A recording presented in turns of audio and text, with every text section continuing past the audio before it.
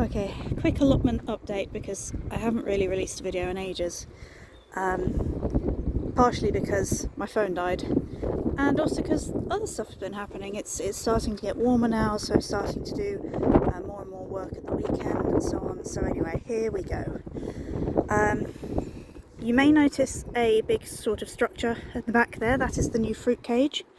I do have a video to put up regarding that, but as I say, my phone died, so I kind of need to try and get the video off that in order to show it to you guys. But here we go. We'll start from this side because why not? This is the asparagus bed, and it's already starting to come up.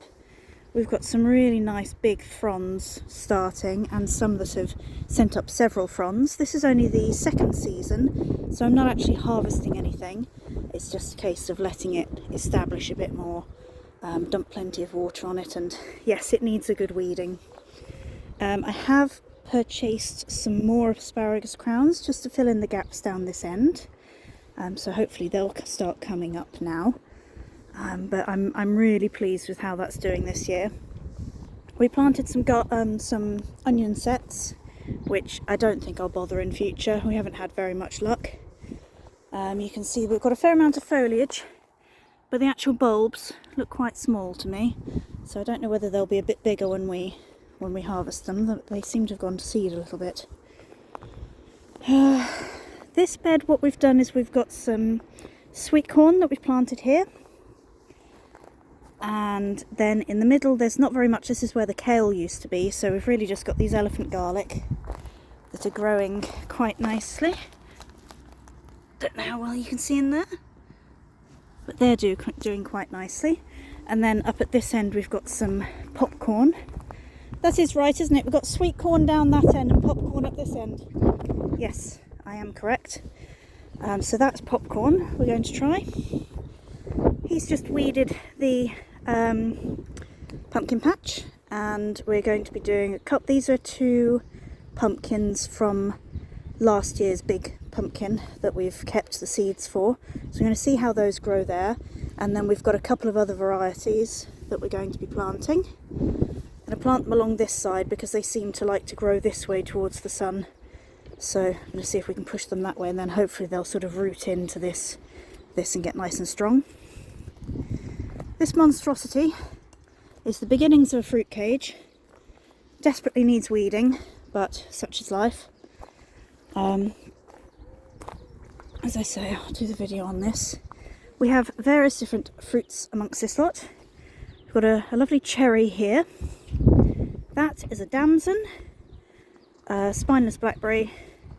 That is a pear. One's a pear, one's a plum. So I think that's the plum. And then in the corner in the pots we've got 2 more blackberries, pear down the end, and then raspberry canes in the corner. Don't know what else is going to go in there, but really it's mostly just for the trees. And they're all on dwarf rootstock.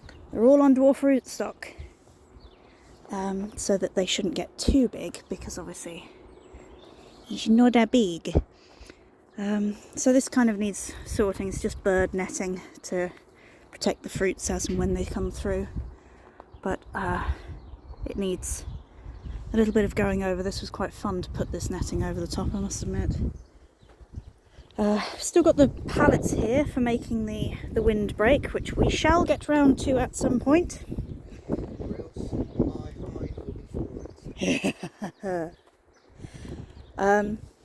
Got a rather good crop of garlic, which this is just garlic that we got from the supermarket. Broke up the bulbs. Oi. Go away.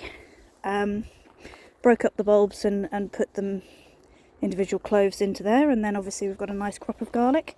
That's probably getting ready to be harvested soon, but we might as well leave it in there until we need the ground space. We've got some lovely broad beans that we just sort of threw in because we had the area. So hopefully those will do quite nicely. They've got some rather nice flowers on them, but we have left this on just to protect them because the birds have sort of come around and demolished quite a few things that we had planted. And there's some extra broad beans that Jake gave because that was overflow from his plot. It was very nice of him. More useless onion. And in here we have some overflow lettuce. Some rather nice lettuce plants. Again, thank you very much, Jake. And the remainder of my spring onion crop. So those spring onions that you see there, those are the last of the spring onions. I haven't harvested a single one. This whole thing was planted up with spring onions, and that's all I've got left, and they're doing absolutely FA. So I'm really not happy with them. Spring onions are something that I've never really had any luck with. Spring onions and carrots for some reason. The leeks have just been left there because, again, we haven't really needed the ground, so we've just left them go. They're not really doing anything. They're getting marginally bigger, but that's not much. These are potatoes. This whole bed is our potato bed that we're just going to have each year. These are leftover potatoes that we've clearly not picked from last year, so we've just let them go. Free potatoes, why not? We've got some more growing here, and then from this peg onwards are purple potatoes.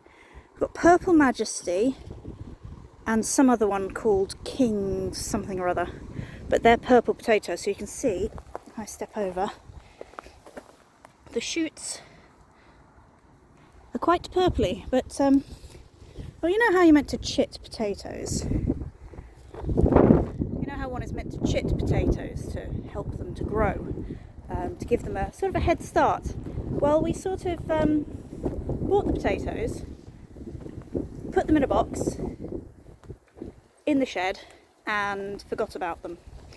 And then we spent about an hour and a half extricating them from their little bags, perforated bags. So that was fun. Something not to do in future. If you are going to put them in the shed and forget about them, at least take them out of the bag first, because that is an absolute what's it.